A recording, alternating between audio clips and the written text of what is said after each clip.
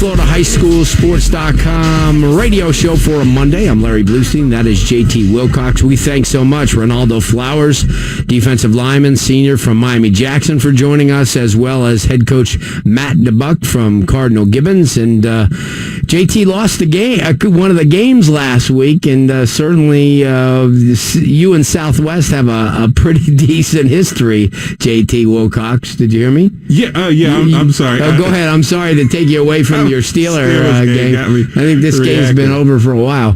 But, I mean, certainly you picked against Southwest last week. But, as we said, North Miami Beach came in there after the first two games, scored a lot, and did well in a loss to Chaminade. But you got to give props to head coach Tim Neal and the Eagles, because they are off and flying again. And he joins us this evening. Coach, congratulations on the start. I know it's way at the beginning, and you're not even looking too far ahead, but certainly a start that you would love to have. Definitely. Feels like about 3 years ago right now. I want to thank JT for that. Yeah, I knew it was coming. It's become a ritual here now. Every year, I'm looking forward to it. I tell my players all the time, let's hope that JT's against us. You know what? It's sad that I've earned that moniker down there with the Southwest Eagles. But Coach, listen, big win. Now, do I get credit for picking you the first 2 weeks? Yes, sir. Okay. Yes, sir. I'll take that. Okay. Coach Tim Neal joining the show. Listen, you have some big-time players, and one thing and we've had conversations, you and I personally, I've had conversations with other people talking about what the job that you do down there, and you always seem to just get one or two of those just big-time players that can really just buoy the program. And this year, I think you got a handful of them. It's not just one or two. You got a handful. But I think for me, it's Andre Stringfield and Takori Tutson. Talk about those two young fellas. Well, I'm going to talk about those two. Normally I get the quiet guy that people really don't know about until they get there, like Trayvon Sands. But Andre, not this case. No, not in this case. Andre is huge. He's one of those kids, and I was talking to Frank Gore the other night, telling him how he reminds me a lot of him. And, the explosiveness I've seen him carry people like Frank did over at Gables. He's something that you guys, it's going to be a lot to see in the next 4 years, because he's outstanding. And Takori Tutson, who just happens to be Frank Gore's cousin, I lucked out with him, and he came over the Magnum program, and he's doing a fabulous job. He's a kid that's grown with the program over the years. He got a chance to see Trayvon Sands and Pickett White come through and see what was being done. And I think between his freshman year and him maturing and growing up and getting stronger, and with Coach Ned Smith working with him and, drilling him up, from the classroom to the field, that's what's most important. And Takori brings a lot to the table, both sides of the ball. Coach, but it's not just about those two. This is a program that you and I talked about, linemen, strong, had kids that are making plays in the secondary. You've balanced this team off to the point where the offense is not just running the show. The defense turns the ball over for you. You're getting it from both. You have linemen. You have quality linemen in this program. And you also have probably one of the best kickers in the state.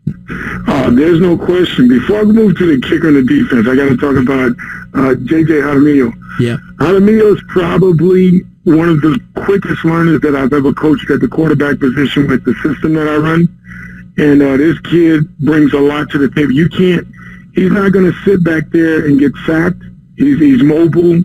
He's going to break away. He's going to make some things happen. He has a nice tight arm. He's a little undersized, but he plays big. All three of those guys do. But my kicker, Antonio Garcia, without a doubt and question, I felt has been the best kicker in Dade County for the past couple of years. I'm a little biased about it.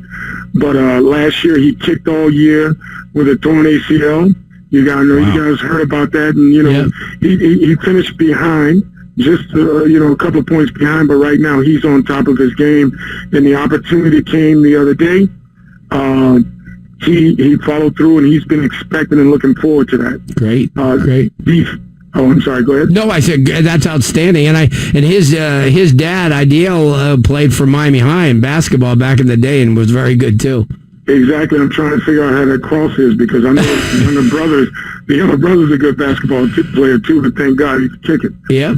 He decided to be a kicker his JV year. He was playing quarterback on JV and said, you know what, Coach, I think I'd rather just kick the ball. And he turned out to be a great kicker, man. You know, this is going to be a great year for him too. I'm looking forward to being in situations and not having to worry about what I'm going to do for fourth down because I can kick it pretty much from anywhere inside of 57 yards. Wow, that's a tool that not many high schools have. Not at all. Coach Tim Neal, head football coach at Miami Southwest Senior High School, joining the show.